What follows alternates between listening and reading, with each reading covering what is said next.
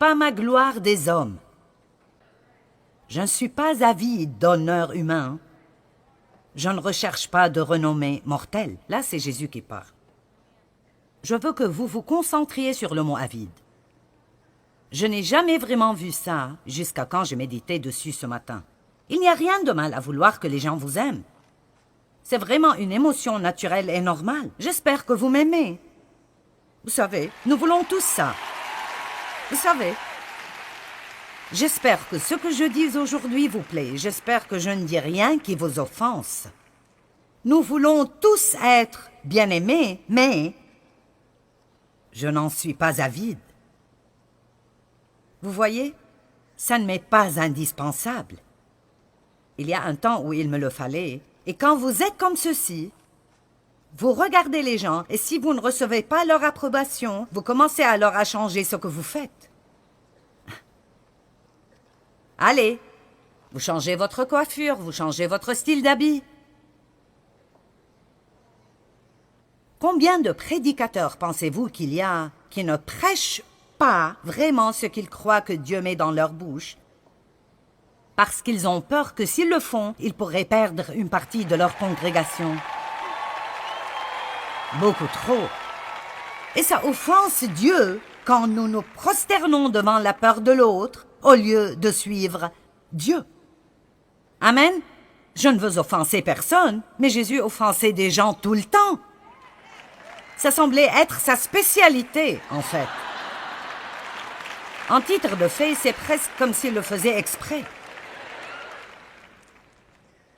Vous savez, je pense qu'il est venu exprès au milieu des pharisiens et a guéri un homme le jour du sabbat, juste pour les provoquer. Amen. Alors vous savez, j'essaie toujours de comprendre exactement ce que Dieu essayait de faire avec moi, mais je pense que je suis juste assez unique et assez hardi pour que... Eh bien, vous savez, me voici, faites avec ou faites tout ce que vous voulez. Mais vous savez, c'est ainsi. Vous savez, je ne pense pas qu'il y ait quelque chose qui m'émerveille plus que les personnes que Dieu utilise. Ça me fait juste vouloir rire et parfois pleurer.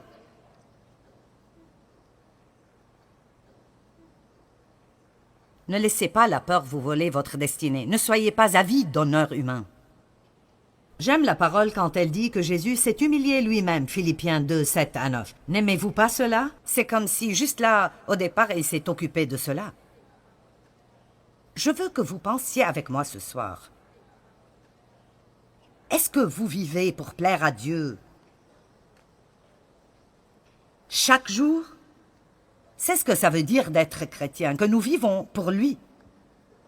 Que nous vivons pour lui. Ça ne veut pas dire que nous avons une croix autour du cou et adhérons à une dénomination. Ça veut dire que nous suivons Jésus. Jésus a dit, si quelqu'un veut marcher à ma suite,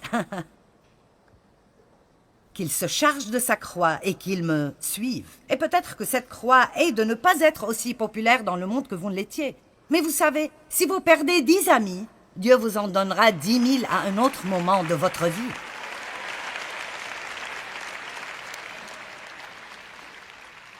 Colossiens 1, 10.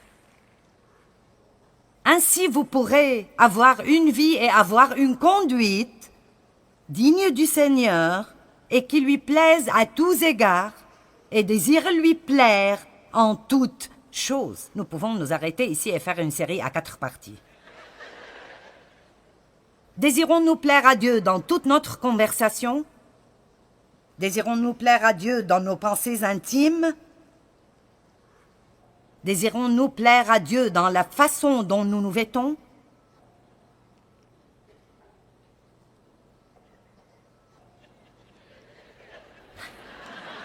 Vous regardez autour de vous comme...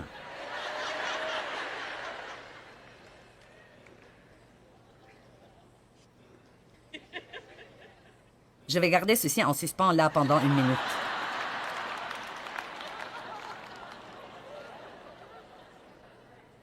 Eh bien, tout le monde le fait. Regardez-moi, vous n'êtes pas tout le monde.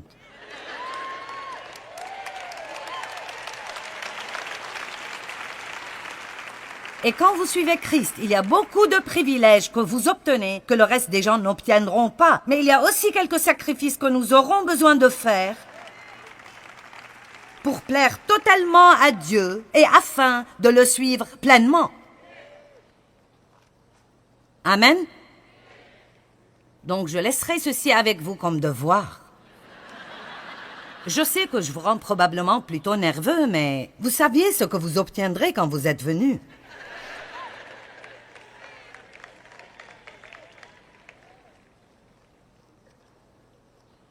Pour marcher, vivre et vous conduire d'une manière digne du Seigneur, et lui être entièrement agréable et désirant lui plaire en toutes choses. 1 Thessaloniciens chapitre 2, verset 4. Mais selon que Dieu nous a jugés dignes de nous confier la bonne nouvelle, l'Évangile, ainsi nous parlons, non comme pour plaire à des hommes, mais pour plaire à Dieu. Je dois vous dire qu'autant que je peux, quand je monte sur cette plateforme, je crois que je dis tout ce que Dieu met dans ma bouche. Et probablement c'est pour cela que c'est un peu comme... Vous voyez, c'est vraiment triste quand nous y réfléchissons vraiment, que nous pouvons être ici et dire « Je sais que je fais des choses qui ne plaisent pas à Dieu. »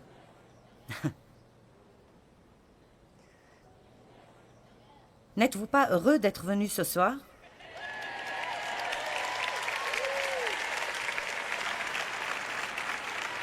Parce que vous voyez, écoutez bien, la raison pour laquelle je peux dire ceci est parce que plus on plaît à Dieu, plus on est heureux. C'est comme, oui, vous pouvez abandonner quelque chose du côté charnel, mais vous aurez quelque chose du côté spirituel de votre vie. Et je crois cela. Je pense que comme on grandit spirituellement, il y a toujours un peu plus de notre chair qui doit aller sur la croix. Et c'est un processus. Nous prenons toujours des décisions. Notre chemin devient plus étroit et plus étroit et plus étroit. Et quoi que soit la raison pour laquelle Dieu vous a envoyé ici ce soir, il essaye de le rendre un peu plus étroit. Mais ce n'est pas pour prendre quelque chose de quelqu'un. C'est pour vous donner ce que vous demandez. Où est ma joie? Je ne veux plus de paix. Je sais, déjà vu, déjà fait. Je suis passé par là 1 million de fois. La peur du rejet, la peur d'être rejeté par des personnes est une chose terrible. Et pour être honnête avec vous, le rejet est très blessant. Je peux vous dire qu'il m'a été demandé d'abandonner mon église. J'ai perdu tous mes amis et même des membres de ma famille qui n'étaient pas d'accord avec notre décision de laisser la dénomination à laquelle nous appartenions. Ils n'étaient juste pas d'accord. Vous savez, j'aurais aimé rester, mais ils m'ont fait partir. Alors, ce n'était pas comme partir, c'était plutôt pars ou tais-toi, et se taire n'était pas une option pour moi, alors... Et je n'ai probablement pas utilisé le plus de sagesse dans le monde. Vous savez, parfois, quand le feu de Dieu vous frappe, vous n'agissez pas comme le plus malin de la bande. Mais je pense que Dieu préfère un petit feu sauvage plutôt que pas de feu. Et alors, vous savez, ça a pris un moment, mais je me suis redressée et je regarde en arrière et je pense, je n'aurais probablement pas dû dire cela ou cela. Mais mon cœur était juste et certainement, ça ne valait pas que tout le monde me rejette comme ça. Mais je peux me tenir debout ici et vous dire, eh bien, j'ai perdu mon ami. Mais ça faisait mal. Je veux dire, c'était extrêmement douloureux. Le rejet fait mal. Et je regarde en arrière maintenant. Je dois honnêtement dire que je ne sais vraiment pas comment je l'ai fait, parce qu'alors je m'occupais beaucoup de ce que les gens pensaient de moi. Ça devait être uniquement par la grâce de Dieu que j'ai été capable de faire cela. Mais je me souviens que je me suis mise à genoux sur le sol de ma cuisine et je venais d'écouter un enseignement à propos de la justice et je n'avais jamais rien entendu de pareil. Je suis juste. Tout ce que j'entendais était que j'étais un pécheur horrible, misérable et pourri. Je suis juste devant Dieu. Je ne suis pas en faute devant Dieu. Alors j'ai écouté un enseignement sur la justice et honnêtement, ma tête ne l'a même pas vraiment compris. C'était 2 Corinthiens 5, 21. Celui qui n'a point connu le péché, il l'a fait devenir péché afin que nous devenions en lui justice de Dieu. Ce n'est pas comme si j'étais juste à cause de mes propres actions. Nous faisons de mauvaises choses tout le temps. Mais nous avons obtenu la justice de Dieu. Et la Bible dit que nous devons la porter comme une robe. Alors, si vous allez la porter, vous devez la déclarer et vous devez savoir qui vous êtes en Christ. Et c'est en Christ. Ce n'est pas en nous, mais c'est en Christ. Mais j'avais écouté cet enseignement et waouh, quelque chose arrivait en moi. Ma tête ne le comprenait même pas, mais quelque chose arrivait en moi. Maintenant, j'avais toutes ces menaces de perte. Et j'avais une décision à prendre. J'avais une décision à prendre. Et je ne sais pas si quelqu'un regarde à la télé ou quelqu'un ici, mais vous savez que Dieu essaie de faire quelque chose dans votre vie. Vous savez que Dieu a un appel pour votre vie. Peut-être que vous savez que Dieu vous demande d'agir et de faire quelque chose que vous savez que personne ne comprendra. Vous n'êtes même pas à 100% sûr que vous entendez du Seigneur, mais il semble qu'il ne vous laissera pas seul. Et nous parlerons beaucoup plus à propos de la peur de commettre des erreurs. Laissez-moi vous dire, si vous n'êtes jamais prêts à prendre des risques, vous ne serez jamais mature spirituellement.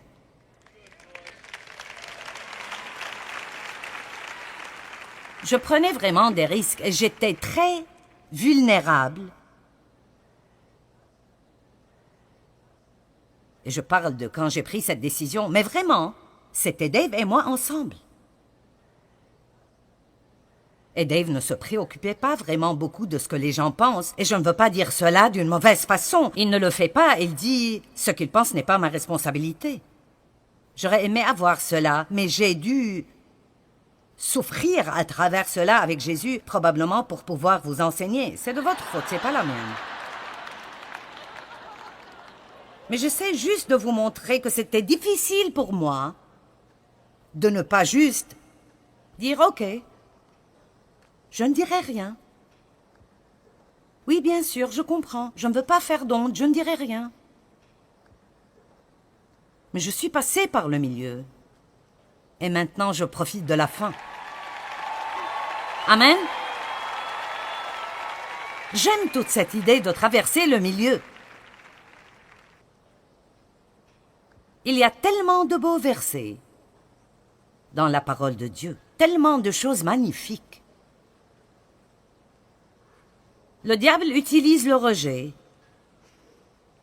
dans chaque endroit de progrès de votre vie pour essayer de vous arrêter de faire le pas suivant. Combien d'entre vous sentent qu'il y a un pas suivant qui arrive pour vous? Eh bien, j'espère que ce que vous entendez ce soir, la parole de Dieu que vous écoutez, vous aide à prendre une décision de vivre courageusement et aller et sortir et découvrir. Et je ne suggère pas du tout de faire des choses sottes ou des choses stupides ou des choses folles. Vous savez, si 20 personnes spirituellement matures vous disent que vous faites une erreur, vous feriez mieux de reculer et de prier un peu plus. Mais si c'est juste un tas de personnes qui ne suivent pas Dieu de toute façon, et vous savez, je veux dire, vous devez regarder la source d'où votre opposition vient. Je ne dis pas que vous devez être rebelle et que vous ne devez jamais écouter personne, mais il n'y a rien de pire que d'essayer de vivre la vie que vous pensez que quelqu'un d'autre veut que vous viviez. D'essayer d'être comme ils veulent que vous soyez, et comme ils veulent que vous soyez, et comme ils veulent que vous soyez. Et assez tôt, vous vous perdrez vous-même. Vous ne savez même pas ce que vous êtes supposé être. Faire des choses difficiles est bon pour nous. Ça l'est vraiment. Ne pensez pas que si quelque chose est dur, ça veut dire que vous ne devez pas le faire. Dieu met des choses difficiles sur notre chemin exprès. Et la Bible dit dans Ésaïe 41, « Je te fortifierai en face des difficultés. » Regardons Ésaïe 41, 10. Qu'est-ce que votre bébé voudrait mâchonner quand il fait ses dents? Quelque chose de dur. Qu'est-ce que votre chiot voudrait mâchonner quand il fait ses dents? Nous sommes en train de nous faire des dents spirituelles et nous devons le faire sur des choses dures, des choses difficiles. Amen? Où en étais-je? Ésaïe 41, 10.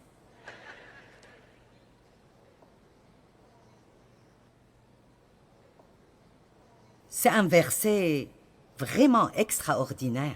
Ne crains rien, il n'y a rien à craindre, car je suis avec toi. C'est la seule raison que Dieu donne pour ne pas vivre dans la peur. Je suis avec toi.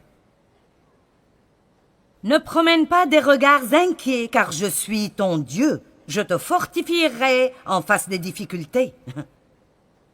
Je te fortifierai en face des difficultés. Je te fortifierai en face des difficultés. Vous savez ce que cela signifie? Des choses qui sont vraiment difficiles pour vous maintenant ne vous gêneront plus du tout dans 5 ans. Je veux dire, elles ne vous gêneront pas du tout. Mais elles continueront à vous déranger dans 5 ans si vous les fuyez maintenant. Alors ça dépend. Voulez-vous être le même que vous êtes aujourd'hui dans 5 ans? Ou voulez-vous passer à travers cela avec Dieu? Vivre un peu d'une façon risquée. C'est bon pour nous de prendre des risques parce que c'est la seule façon pour nous de découvrir ce que Dieu ferait pour nous et ce qu'il ne ferait pas. J'ai commencé à agir. J'ai quitté mon travail quand j'ai senti que Dieu me disait de commencer ce ministère. Et au fait, j'avais 42 ans quand j'ai commencé ce ministère et j'avais 3 adolescents et un bébé. Alors s'il vous plaît, ne me dites pas que vous ne pouvez rien faire pour Dieu parce que vous êtes trop vieux ou vous avez trop d'enfants ou... Vous savez, laissez-moi vous dire quelque chose. La passion pour Dieu vous conduira à faire des choses folles. Amen. Mais j'ai découvert que Dieu serait mon support. J'ai découvert que Dieu m'ouvrirait les portes. J'ai découvert que Dieu remplacera ces amis que j'ai perdus parce que j'ai pris des risques. J'ai découvert que oui, c'est possible que je me sois trompée et que peut-être Dieu n'agirait pas du tout.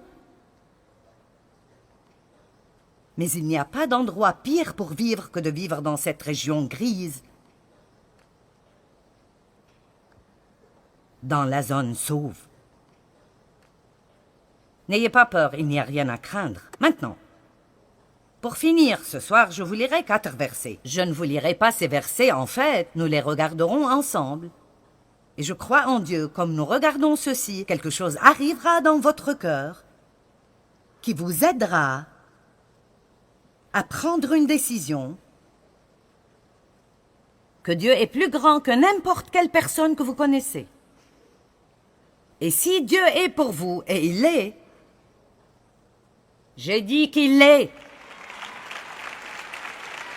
Oui, je vous parle.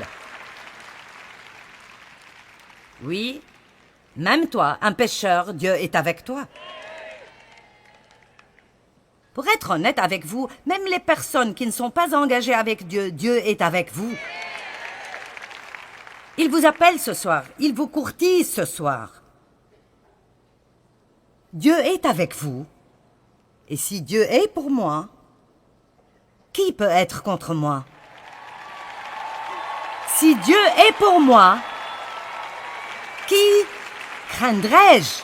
Maintenant, regardons ceci, Romains 8, 31 et 32. Maintenant, la parole de Dieu a la force de vous libérer si vous la recevez avec un esprit d'humilité.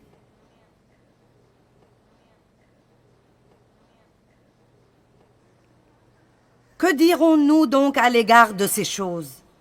Si Dieu est pour nous, qui sera contre nous? Qui peut être notre ennemi si Dieu est de notre côté?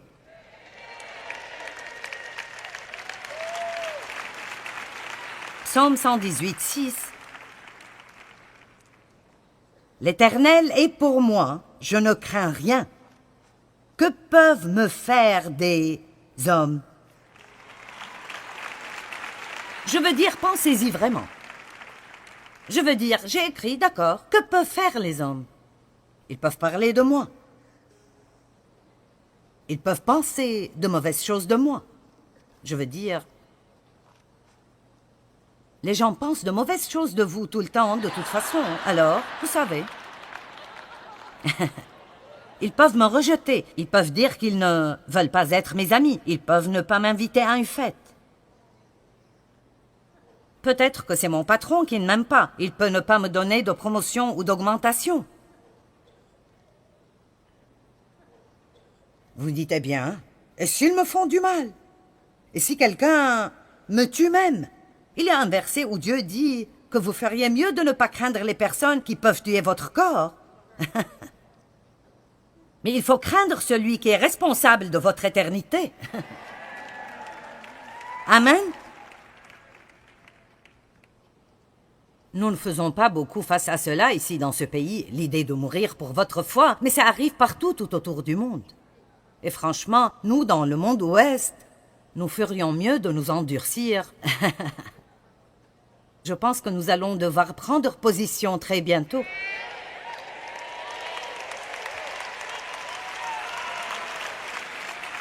Et nous perdrons peut-être quelques avantages.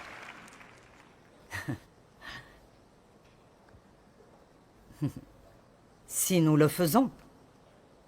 Nous devons commencer à prendre ces décisions maintenant.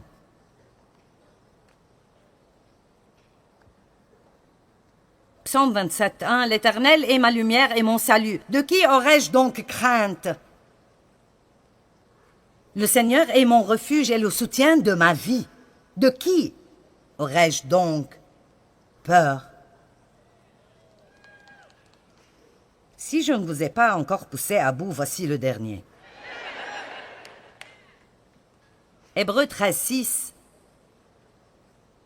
Nous sommes réconfortés et nous sommes encouragés, et c'est donc avec assurance que nous pouvons dire « Le Seigneur est mon aide, je ne serai pas alarmé, je n'aurai pas de crainte, ni de peur, ni de terreur. Que peut me faire un homme ?» Amen. Donnez au Seigneur un cri de louange ce soir. Alléluia! Merci Seigneur parce que tu nous remplis de courage. Amen. Très bien. Je prie pour vous tous au nom de Jésus, pour que quoi que vous ayez à confronter, vous trouviez le courage et la force en Dieu de le faire au bon moment et de la bonne façon, que vous commenciez à vivre votre vie ordonnée par Dieu, et non seulement une version imitée et fausse, pour que les gens restent contents. Au nom de Jésus. Amen. Vivez-vous pour plaire à Dieu chaque jour? Le suivez-vous à lui ou d'autres personnes? Vous savez, je crois fermement que plus nous vivons pour plaire à Dieu, plus nous serons heureux. Mais pour vivre d'une façon qui plaît à Dieu, vous devez être une personne plutôt courageuse, parce que Dieu vous dira peut-être de faire des choses qui sont gênantes pour vous. Il vous donnera peut-être de nouvelles opportunités, et pour prendre ces opportunités, vous devrez peut-être prendre des risques parfois. Et vous savez, spécialement quand on parle de ne pas laisser les gens guider et contrôler nos vies, parfois il faut que nous soyons prêts à les confronter ou à refuser les choses qu'ils veulent que nous fassions.